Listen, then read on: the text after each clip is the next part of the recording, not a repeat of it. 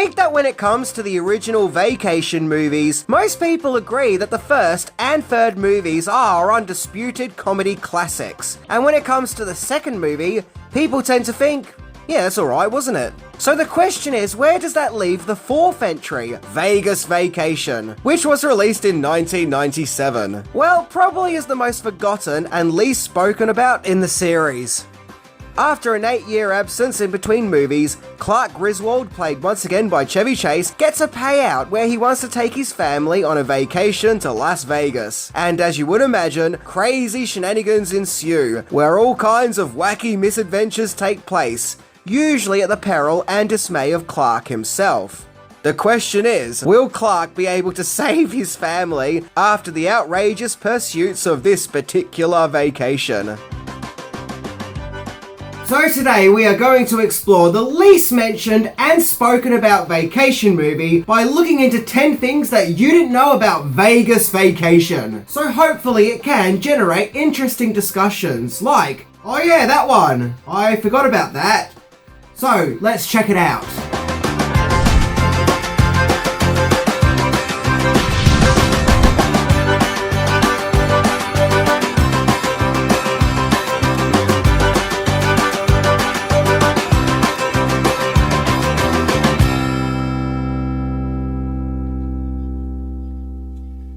Show him that little move I taught you there, pork chop.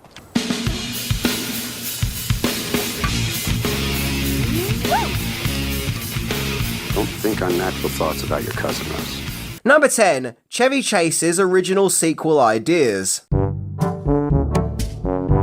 So before the fourth Vacation movie would see the Griswolds travel to the glamour and glitz and bright lights of Sin City, aka Las Vegas, Chevy Chase had his own idea for a vacation sequel, called A Swiss Family Griswold. The premise would see the Griswold family get stranded on a desert island, where they would have to try and survive, where no doubt all kinds of crazy and wacky Griswold shenanigans would ensue.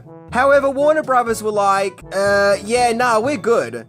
And Chevy Chase was like, yeah, but come on, it's the Griswolds stuck on a tropical island. And Warner Brothers were like, yeah, nah, we really are okay. And Chevy Chase was then like, no, but seriously, it's a tropical island with Griswolds. And once again, Warner Brothers were like, yeah, we heard you the first time. Oh, okay, I guess you really don't want to make this movie. So Chase abandoned the Swiss Family Griswold, and so it seemed for the time being, the Vacation movies had, well, no more vacations to offer. Number 9. This original idea did eventually become a movie. Despite the Swiss Family Griswold seemingly going nowhere at the time, 6 years after the release of Vegas Vacation, this premise of an island-bound Griswold misadventure would be recycled for the hugely despised TV movie Christmas Vacation 2: Cousin Eddie's Island Adventure. Notice how it was called Christmas Vacation 2 in that it was trying to capitalize on the popularity of the third entry, Christmas Vacation, which itself was a sequel. Yep, a sequel of a sequel. But the main focus wasn't Clark Griswold, but now Cousin Eddie and his family, along with the first actress to play Audrey Griswold thrown in for good measure, aka Dana Barron. Not to be confused with Dana Barrett. And needless to say, that movie was as enjoyable as a wet fart at a funeral. So is it Chevy Chase's fault that that movie exists? There are stories of other Vacation movie scripts that Chase was working on. He apparently at some stage was also working on one with Eric Idle, with the Griswolds coming to Australia, which, as an Aussie, would have been awesome. For all we know, there might be a vault somewhere in some maximum security facility, which is full of potential Vacation scripts, all of which were never made. If the Vacation movies did indeed keep going and going, I can guarantee you there would have eventually have been Space Vacation. Or Vacation in Uranus, you know, something like that. Number 8. A Change of Heart. So it seemed that the prospect of doing a fourth Vacation movie was dead in the water. After all, it would have been quite a while since the release of the last movie, Christmas Vacation. So maybe there just wasn't interest in the franchise anymore. That was until Warner Brothers contacted Chevy Chase, probably much to his surprise, where they said, "Hey, Chevy mate, you know that idea you had for the Griswolds being stranded on an island? We love it, and we want to make this movie. Except we're going to make some changes, but you'll barely notice them. You know, instead of a tropical island, the Griswolds are in Las Vegas, but apart from that, you wouldn't be able to tell that this is a different script." Okay, I'm paraphrasing that scenario, but one thing is for sure, Warner Brothers did have a change of heart and decided to make another vacation movie, but wanted it to be a Las Vegas misadventure. As IMDb puts it, Warner executive Bill Gerber was fascinated about the concept of a nuclear family being in Las Vegas, a city known for its sex and gambling. I think it also makes sense that Warner Brothers would have a change of heart and want to make another vacation movie, as the late 90s was a dark time for the studio, as the company had a string of many big production flops. Movies that were bleeding money out of the company, and even put a stop to the production of Superman Lives and Beetlejuice Goes Hawaiian. What a tragedy losing that one was. And the vacation movies had proven to be successful movies in the box office in the past, which probably would have made Warner Brothers comforted in thinking that making another vacation movie would no doubt bring in the fans, and thus box office dollars. Ooh, yep, the late 90s was really not a great time for Warner Brothers. Well, it's a good thing that The Matrix came along to fix everything up.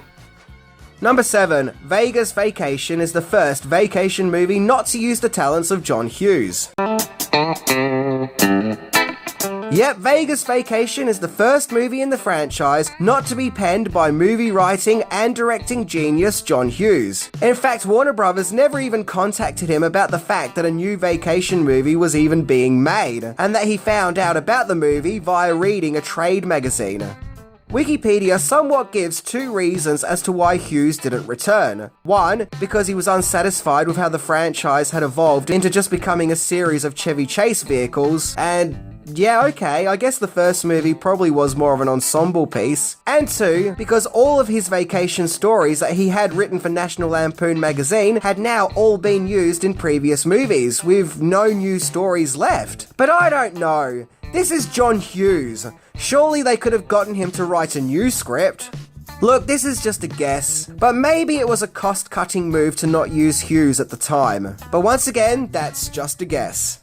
Despite this, John Hughes did have a credit, with it being mentioned that the characters are based on his creation. A participation award I'm sure Hughes wished that he never got. Hughes also supposedly claimed that disappointed fans who were dismayed with Vegas Vacation would often approach him, to which he would have to insist that Vegas Vacation wasn't his work, and that he had absolutely nothing to do with the movie. Number 6, also the first vacation movie not to have the National Lampoon's banner. Other than Hughes, something else that was missing from Vegas Vacation's credits was the National Lampoon's brand name, of which all the previous 3 movies proudly carried the National Lampoon title. Now, by this stage, National Lampoon wasn't so much a production company, but more of a brand name for hire, where any comedy movie production could pay a fee for the name National Lampoons or National Lampoons Presents in their titles, and thus generate more audience engagement. I mean, after all, everyone loves Animal House and the first vacation movie. However, Vegas Vacation went against the grain and decided to cut ties with the National Lampoon name. Now, I like to think that this was out of protest or disapproval of low-grade comedies literally renting out the National Lampoon name and dragging it into the dirt, but that probably wasn't the case. Or could it be because the movie's production just didn't want to pay a fee to use the National Lampoon's brand? Well, no, as the movie was co-produced by Maddie Simmons, who owned National Lampoons. So what's going on here? Why didn't it have the National Lampoon title attached to it? Well, I have 2 theories. One, they were going for a more family-friendly approach for Vegas Vacation, and thus probably felt that it was safer to cut ties with the National Lampoon's brand. Or 2, it was now the late 90s, and maybe someone in the production just felt that the National Lampoon's logo was no longer cool and hip anymore. Yeah, but this is just guessing, so who knows? Number 5, Vacation Cast. just as with the previous 3 movies, Chevy Chase and Beverly D'Angelo return as Clark and Ellen Griswold. And I don't know, I don't find their connection as warm this time, but you know, it's still great to see them come back. And yet again, the Griswold kids are recast. At this stage, that was now more or less a joke, that with every movie, Rusty and Audrey Griswold would be recast. And this time, the Clark character directly addresses this phenomena by saying that he doesn't recognize them anymore.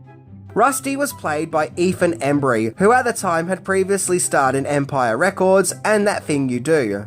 And Marisol Nichols, who would go on to star in 24 and Riverdale, was cast as Audrey Griswold. Now, to be fair, at least this time, Vegas Vacation did actually age the kids, where they now appear to be in their late teens. Although going by the first movie, where they were about 13, at this stage they actually probably would have been about 27 at that time, going by the first movie's timeline. Vegas Vacation also has a rather large role by Wayne Newton. Like, I get it, you're going to want to get some Las Vegas names in there, but he's in the movie way too much.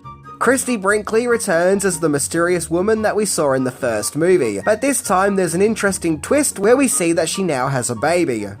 Wallace Shawn, aka the inconceivable guy from The Princess Bride, also stars in this beast as a casino worker.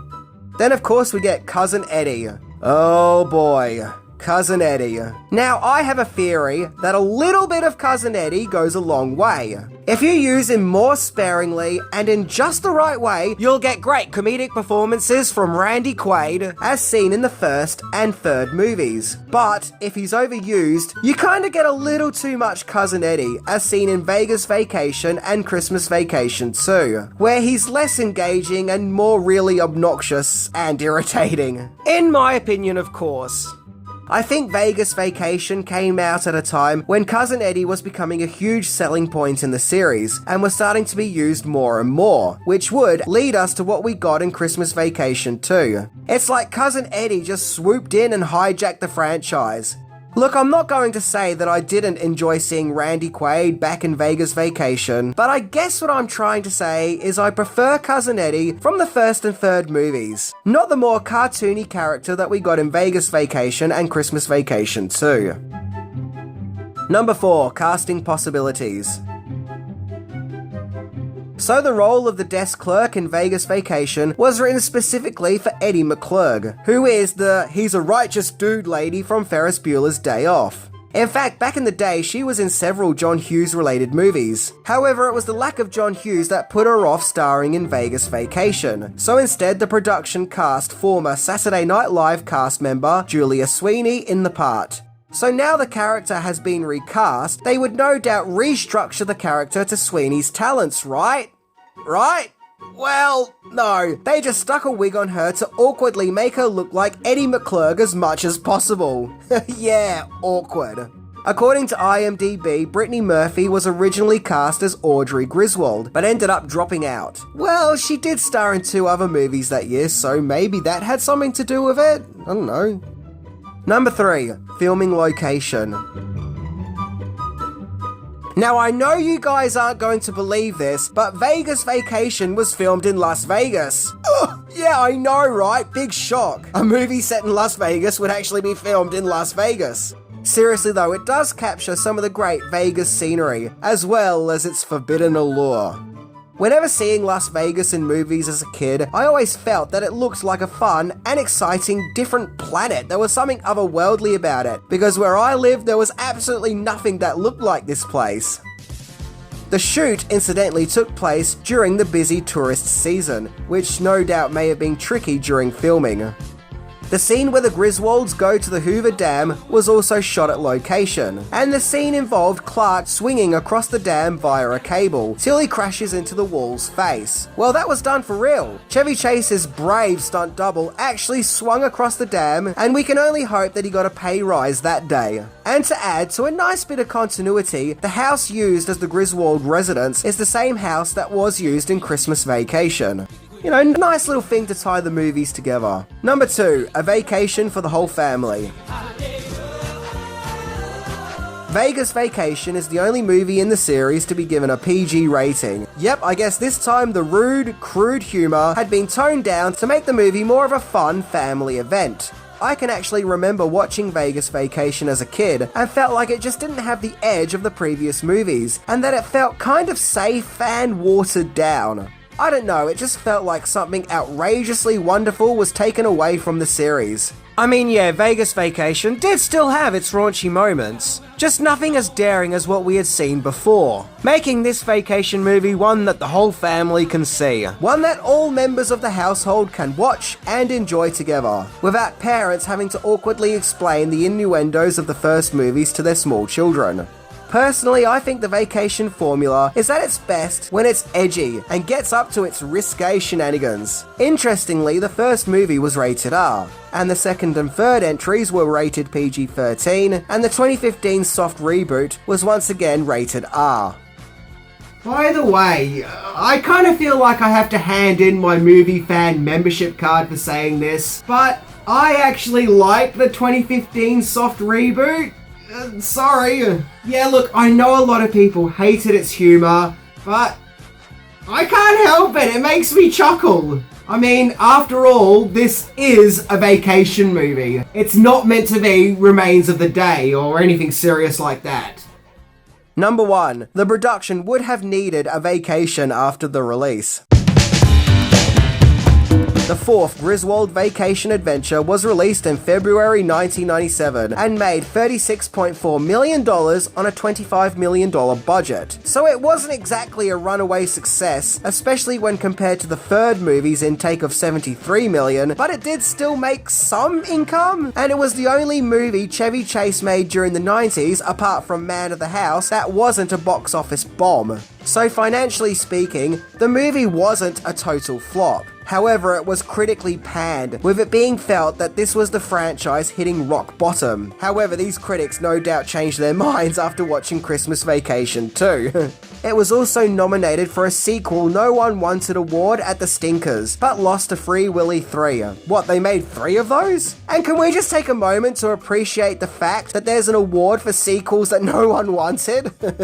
From my own memory, back in the Spice Up Your Life days of 1997, no one was really talking about Vegas Vacation. I mean, I remember everyone talking about The Lost World, Men in Black, and even Batman and Robin. Okay, they might have been talking about how bad it was, but they were still talking about it. But Vegas Vacation just slipped us by.